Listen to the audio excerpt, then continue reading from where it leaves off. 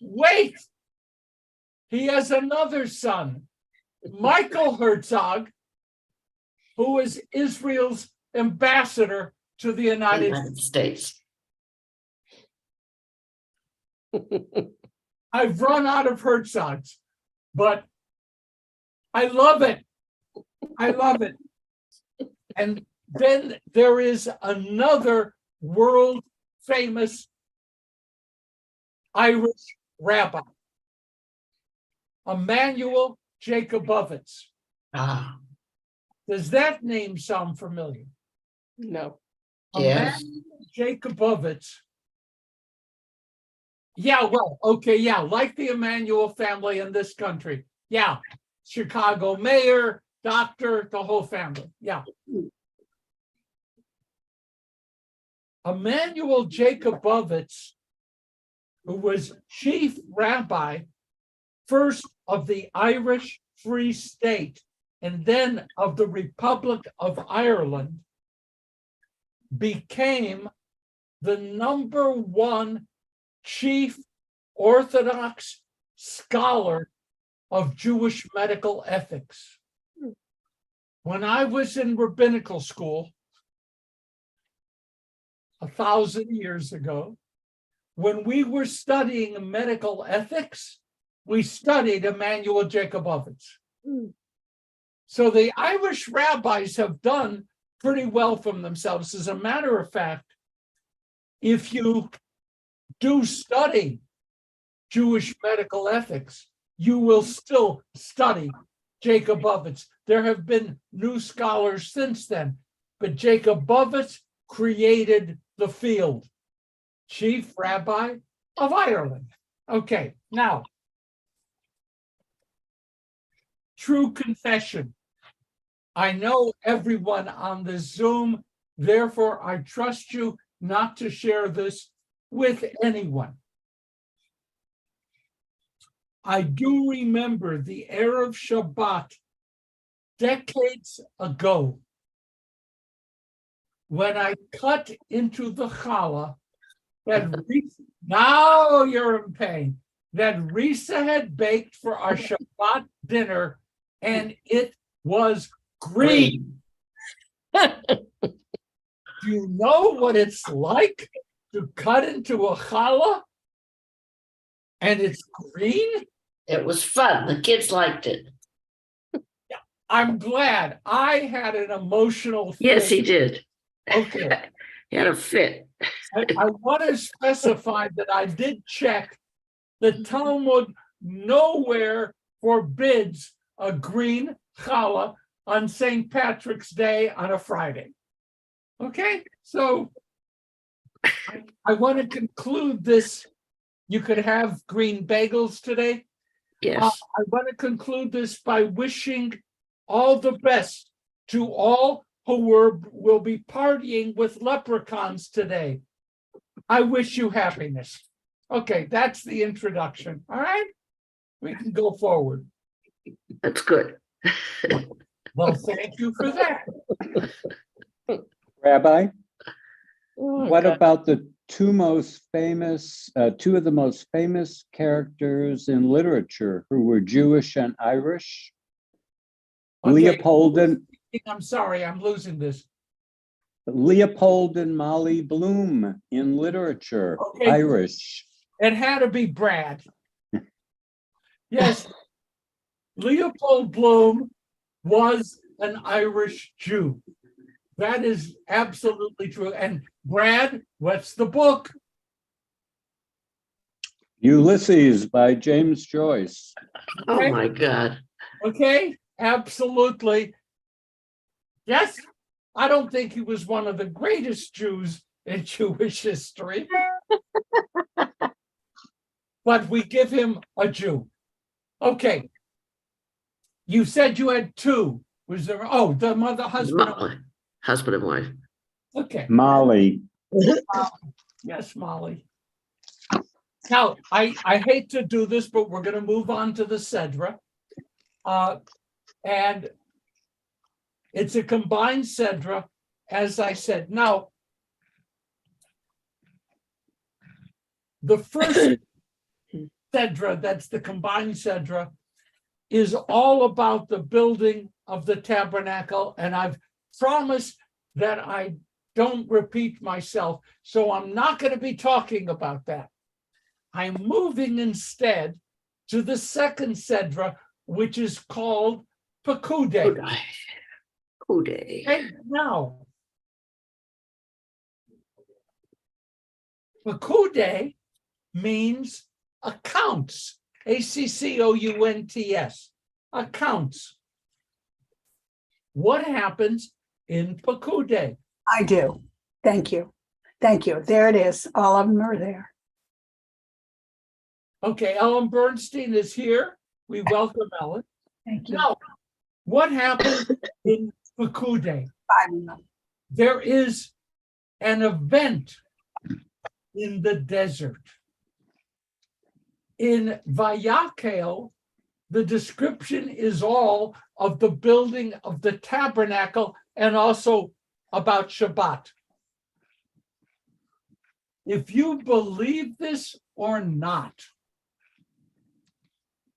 the rabbis tell us that the Israelites donated vast amounts of gold to the creation of the tabernacle, the Ark of the Covenant, right? The whole thing. But then, believe this, the rabbis taught, the people wondered where all that gold came from. and how they were looking for a spreadsheet. Honestly, the rabbis said Moses got all this stuff, and the people, God bless the Jews, were looking for a spreadsheet from Moses. Why? They suspected Moses of not handling the money well. Steve? Is this supposed to be the same gold or different gold than was used For the to create calf. the golden calf? Different. I can add, thank you. Finally, you asked a question I can answer. Darn it.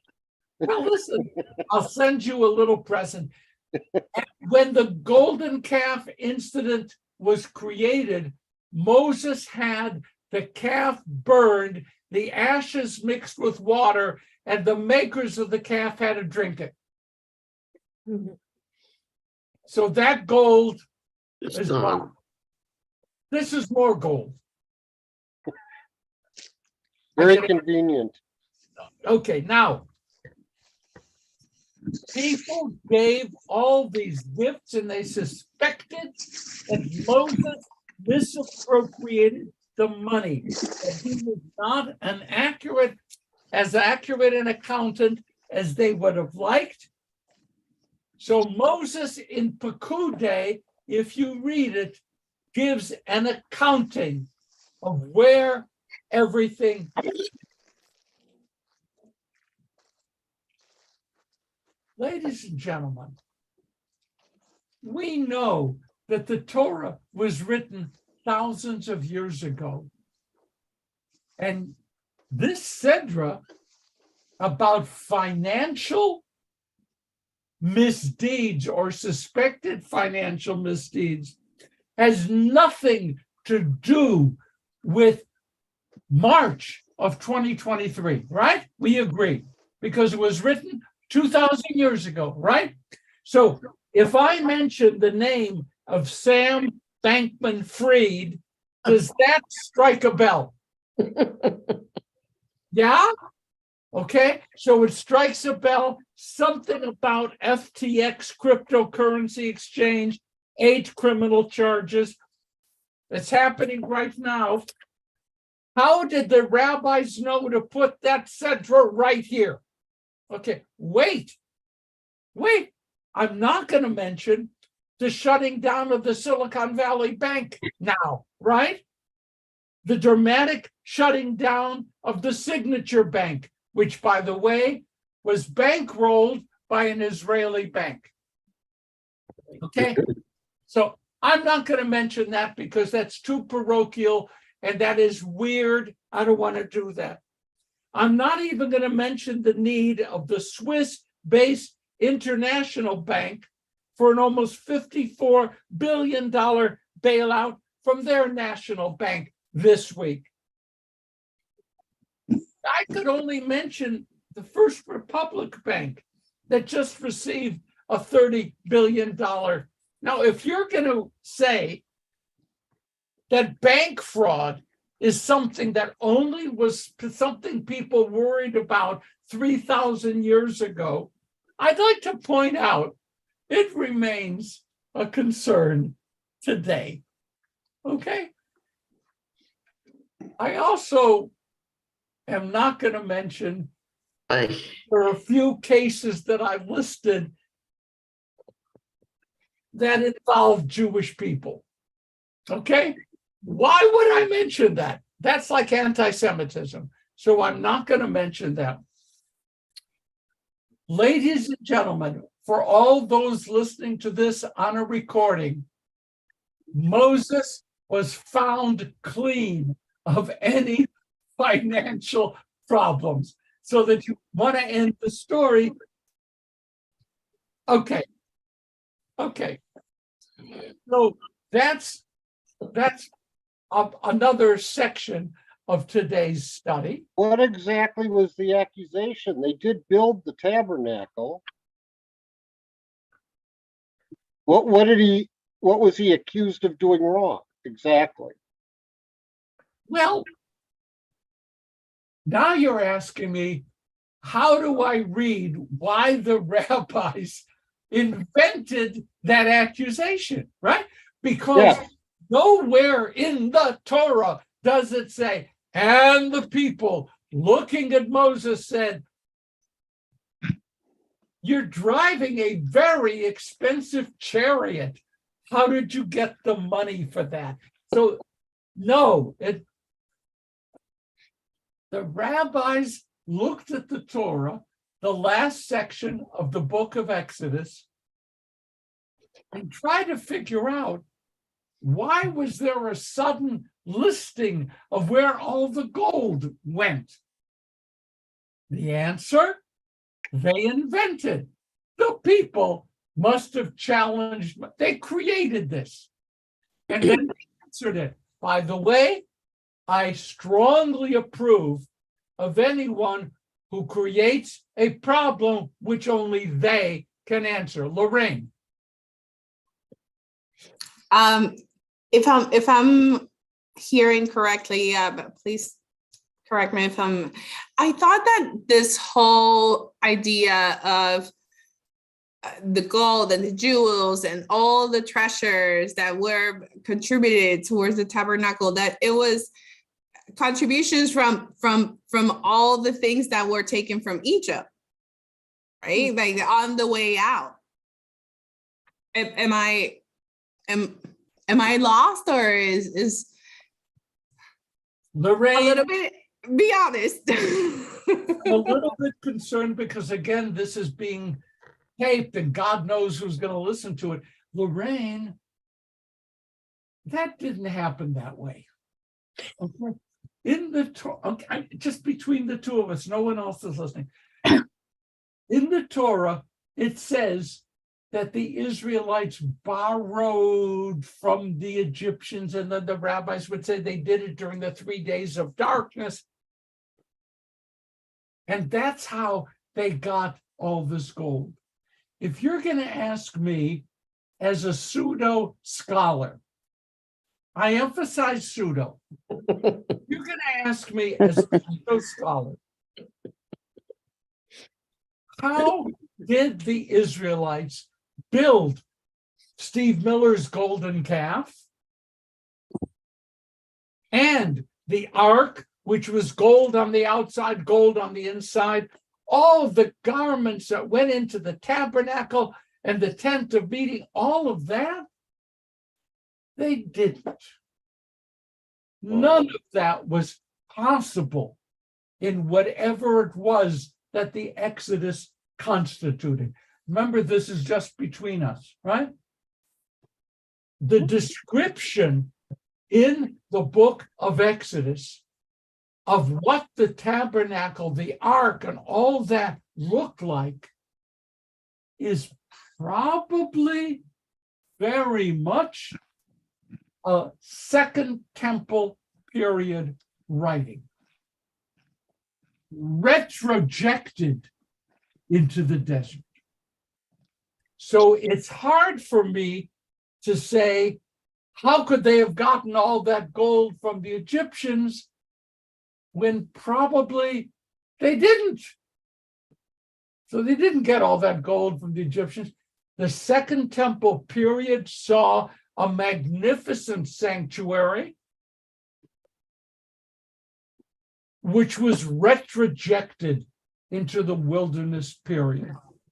I now will accept brickbats, foul words, and curses to people who would like to object to what I actually believe as a pseudo scholar. I'm still stuck on the green holla. I love the green holla. Okay, so I thought the original Second Temple wasn't so luxurious until Herod redid it for the fourth or fifth renovation. okay, Steve, stop being accurate. It's threatening. The Second Temple was really probably the fourth or fifth version of that temple. Herod did that. When the Jews came back from Babylonia, Ezra, Nehemiah, and Steve, you don't mention that we're not even sure Ezra was a historical figure, but Ezra and Nehemiah, the temple is built, rebuilt. It was, remember, I was careful, Steve, I said Second Temple period. Okay? I said that.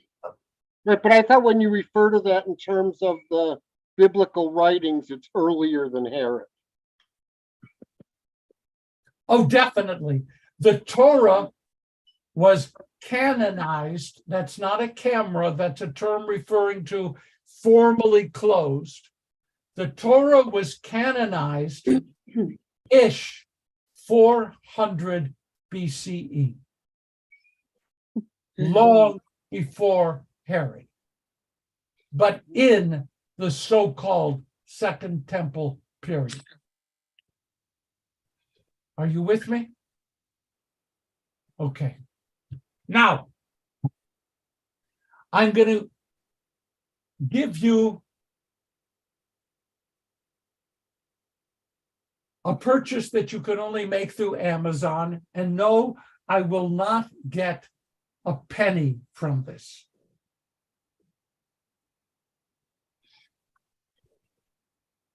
For those of you who want an extraordinary study of the book of Exodus, this is one of the great books.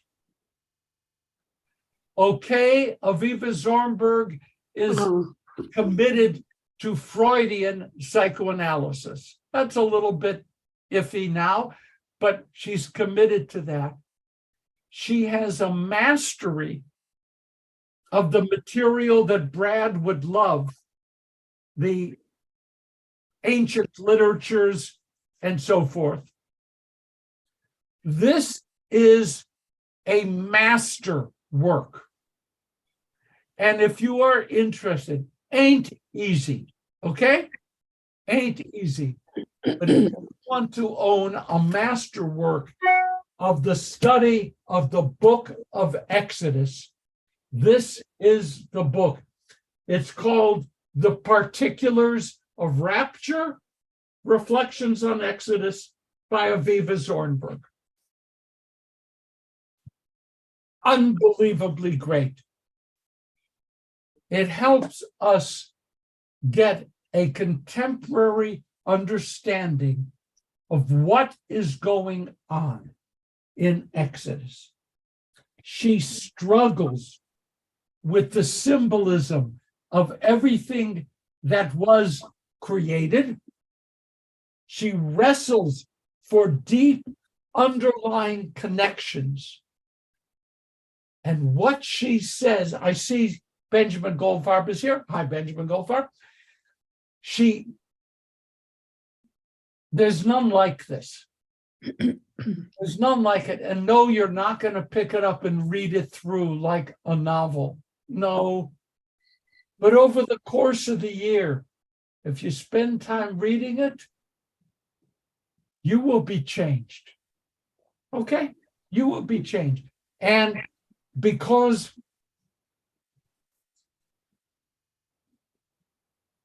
I never want to be accused of borrowing from a scholar without attribution. Those of you who study with me regularly, that's most of you, know that I will quote Zornberg periodically. She is great. Now, the first of the two Sedras, that make up this week's portion, Vayakel,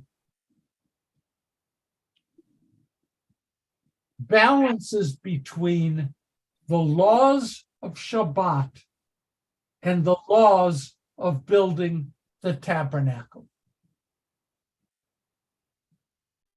It starts off with Shabbat, it moves onto the tabernacle, and Zornberg is not willing to say that's just a matter of, first they took care of Shabbat, then they took care of Mishkan, the tabernacle. No. She says they are linked. And I want to spend the time we have left today talking about what those links could be. Question: do you remember the name of the architect who designed and was in charge of the construction of the tabernacle? Azabel? I'm sorry? Azabel? Who's saying that? Cindy? Bezalel. Oh, close. No. I don't mean to be Yeah. like fussy, but the reason is because Israel's most famous artist school is the Bezalel Academy, named for him. And Bezalel just opened up a major new facility in Jerusalem.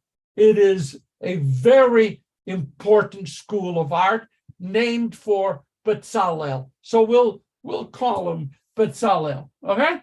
Now,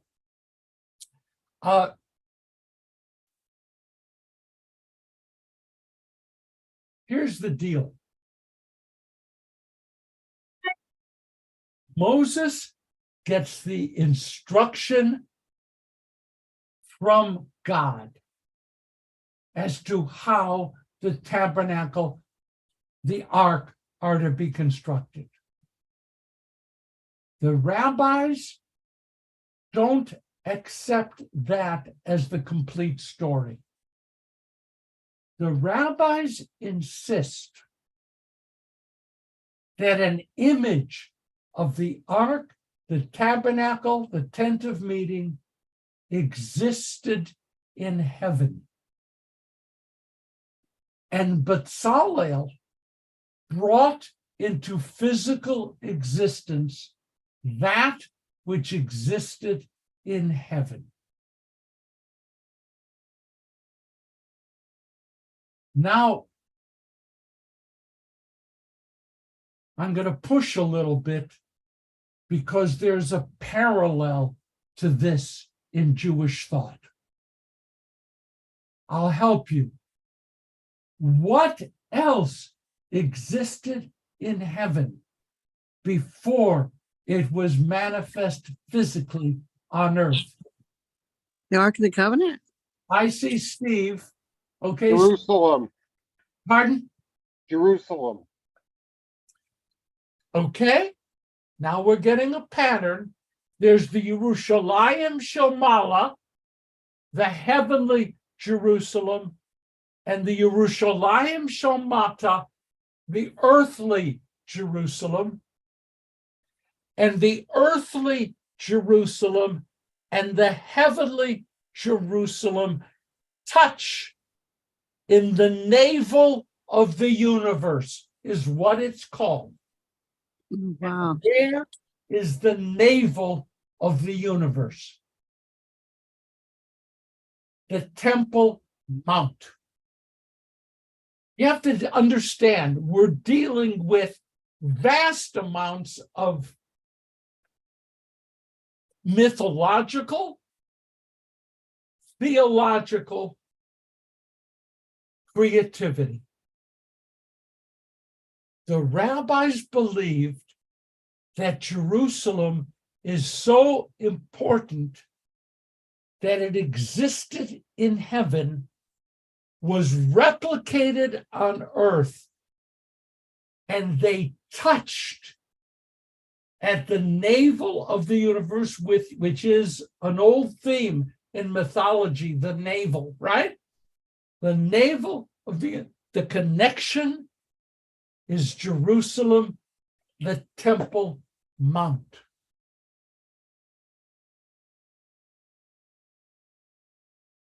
So Bezalel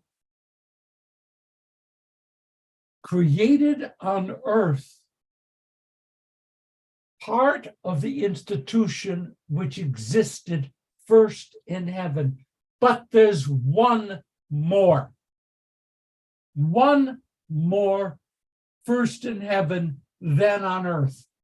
Anyone know what that one more is? Donna, you have your hand up. Do you have the answer? No, sir. Okay, that's cold. What else? The answer is the Torah. Hmm. The rabbis believed that the Torah existed before creation. The rabbis believed that creation followed the model that was enunciated in the Torah. The rabbis believed that the Torah we have was here's the absolute, not weird way of saying it. The Torah was the blueprint for creation. If we're trying to understand how important the rabbis felt the Torah to be, it was the blueprint which was unrolled before God and which God then used to bring about creation. Rabbi? This is okay, I'll get there. I just want to finish this big ending. This is an astonishing way of stating how significant the rabbis viewed the Torah to be. It's not just the Torah we have. Torah is the blueprint for creation. Going back, Jerusalem is a repeat of heavenly, and that which Bezalel created, the Mishkan, the tabernacle, the ark, a replica of what he was able to perceive through Moses existed in heaven. What a load of stuff to think about, Steve. When they use Torah in that sense, are they talking literally the scroll, or are they talking about the all-inclusive Torah with all the oral law and everything that was passed down to Moses? At this point, Steve, they viewed it as the 5 books. Okay? I know. That makes sense.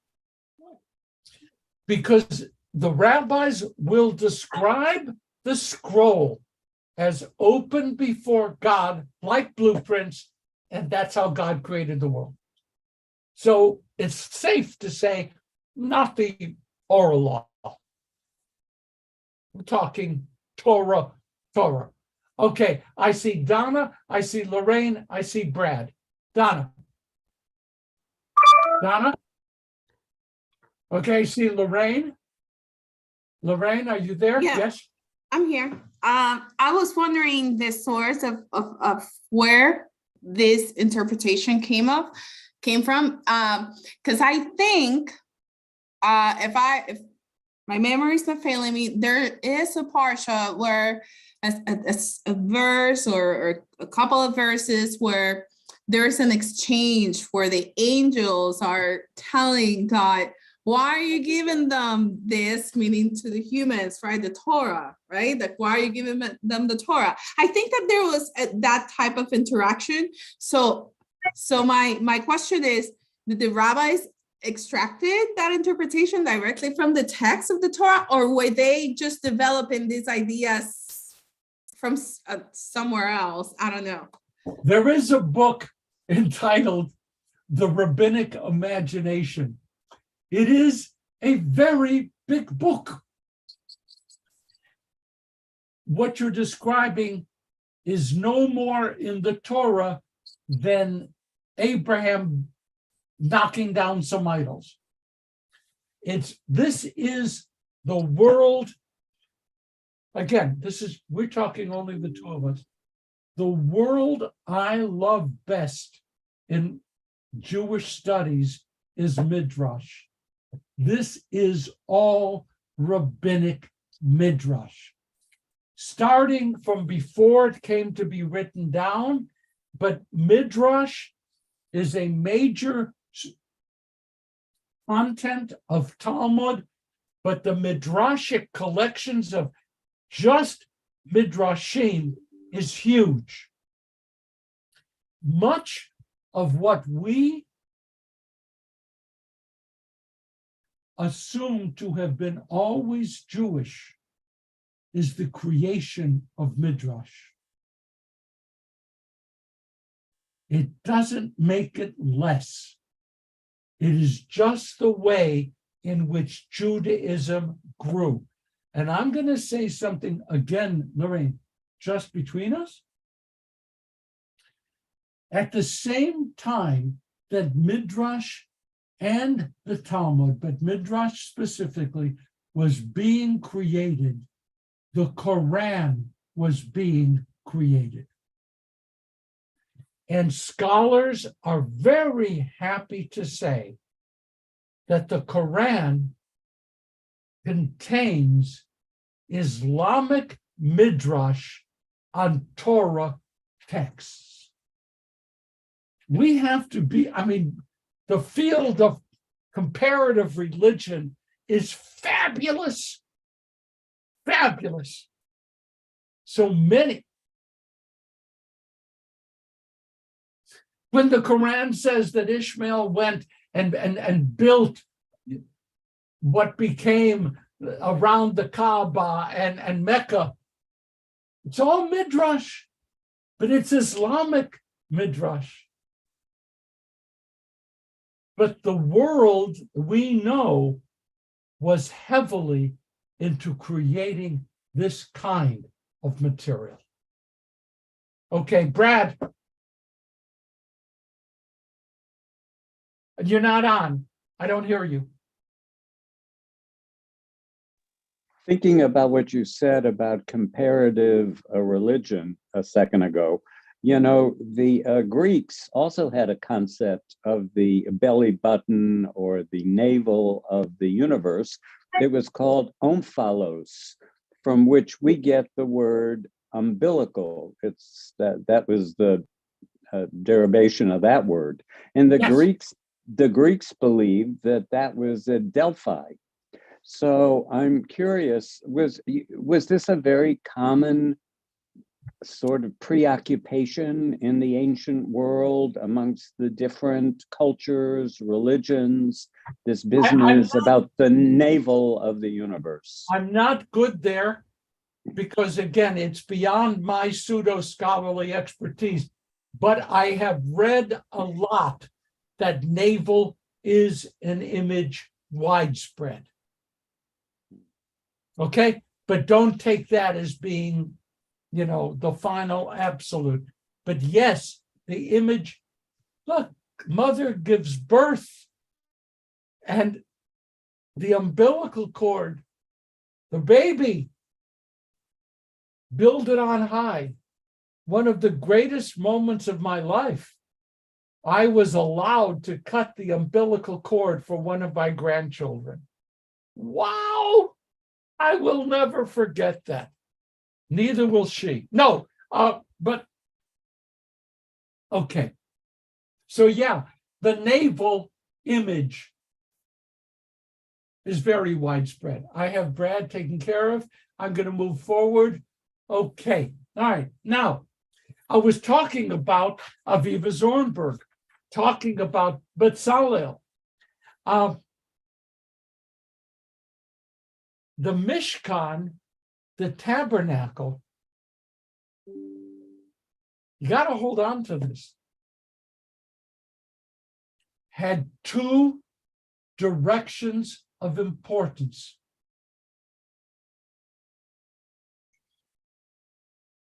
One was, it was the way in which Mount Sinai became portable.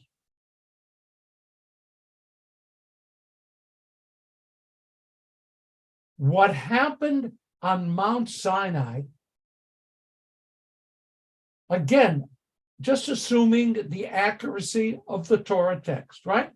We're playing there. That's where we are. What happened at Mount Sinai was Moses entered, went up, God descended, God and Moses interacted, right? We don't have to go into the details.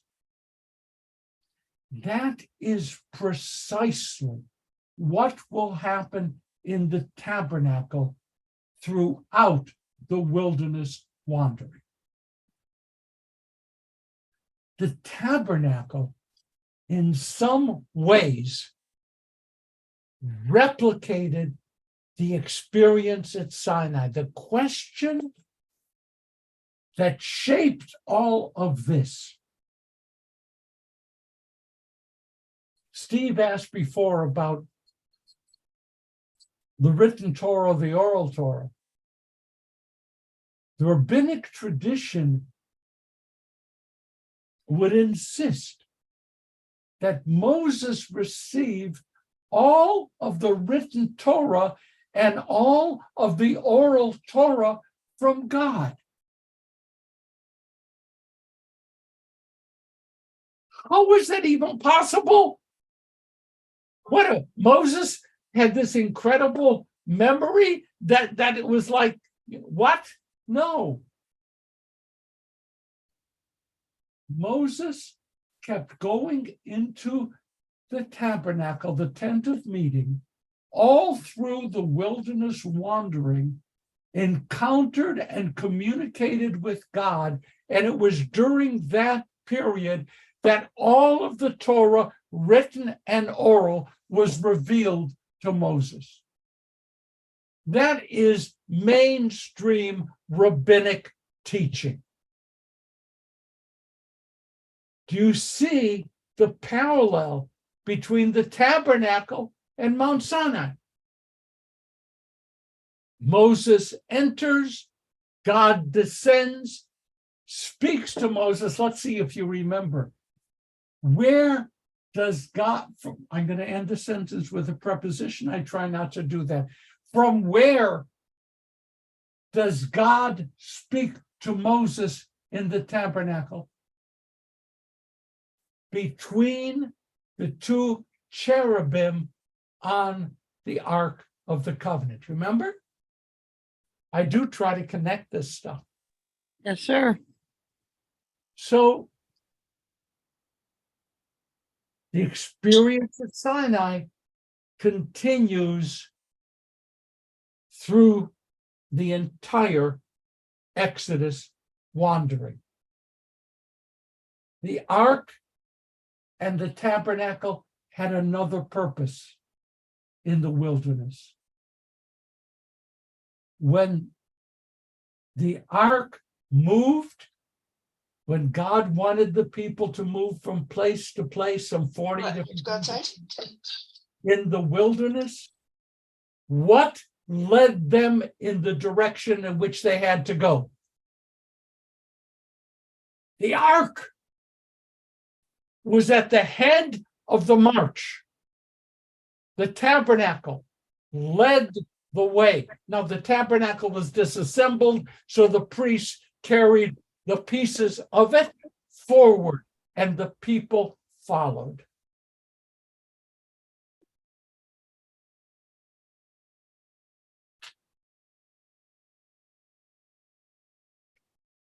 Do you see any parallel to how Aviva Zornberg would then view Shabbat and the Torah itself?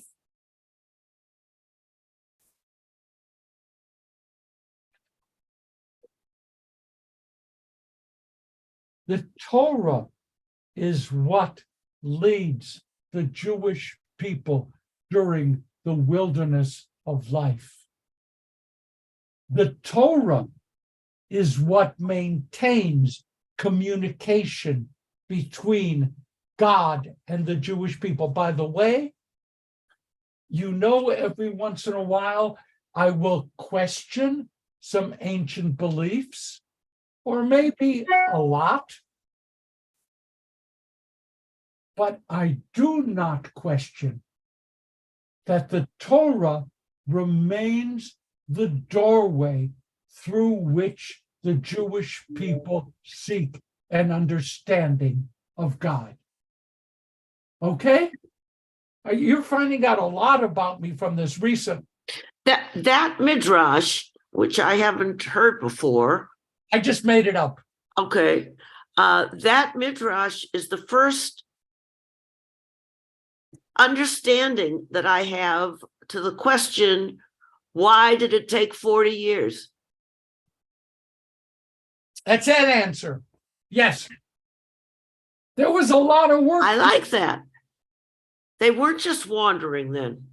No, factually, as best we can tell, Risa, the movement of the Israelites in the 40 years, if you take apart all the writings in the Torah and figure this out, it's 2.5 years.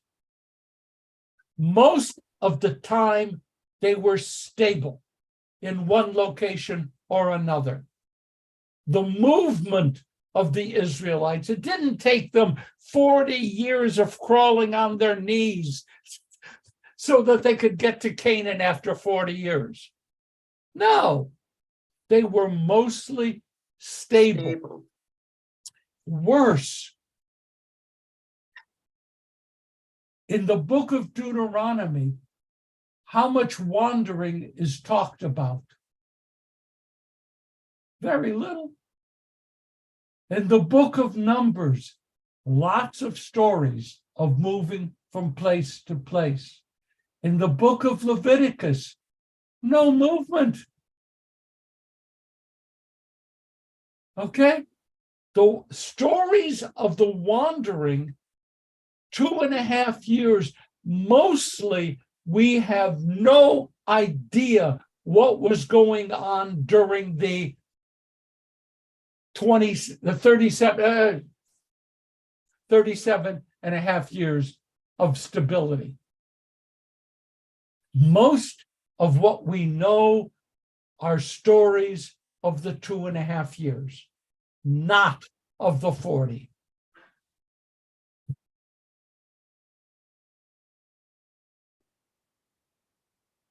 Zornberg did a lot more, and I don't have time for everything.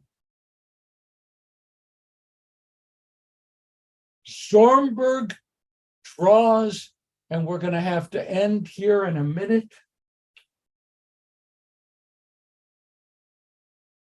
with stating that just as the tabernacle had to be created, so did Shabbat have Have to to be created. created. This is a powerful lesson. Thank you, Rabbi. Rashi states that the people were obsessed with building the tabernacle.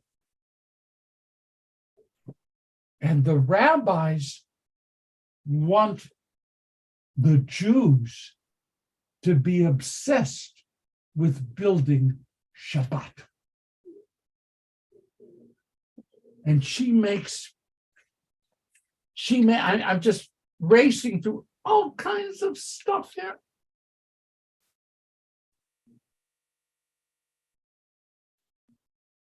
I'm going to give you one last thing. And then we just simply fold our Mishkan, our tabernacle, and fade into the wilderness.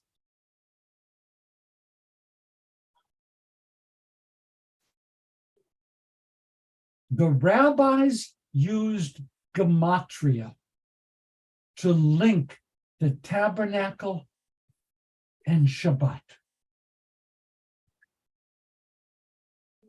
You know, gematria is the assigning of numerical values to Hebrew letters,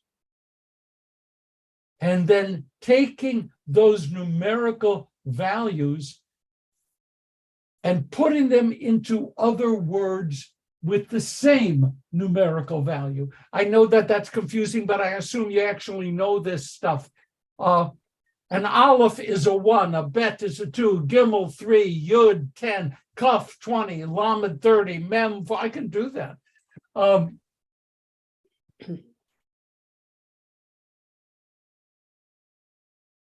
When it comes to the building of the tabernacle, the Torah text says, Ele hadvarim, 2 Hebrew words. These are the things that went into building the tabernacle. And that goes on. Well, if you do the gematria, goodbye, Lorraine. Okay. If you do the gematria, Ela Devarim, Hadvarim is 39. And so there are 39 categories of work forbidden to be done on the Sabbath. You want to know more? I've got more. We can't do any more today, but I love you guys. Thank you for bearing with me. And I hope you had a good time. Okay? We love you. Thank you, Rabbi. Rabbi. Love you. Thank you. Shabbat shalom, everyone. Shabbat See you in the shalom. morning. Everybody. Shabbat shalom, everyone. Bye, Shalom. Cindy. See you. Miss you. See you Bye. tomorrow. Bye-bye. Bye, I'll be Rita. back.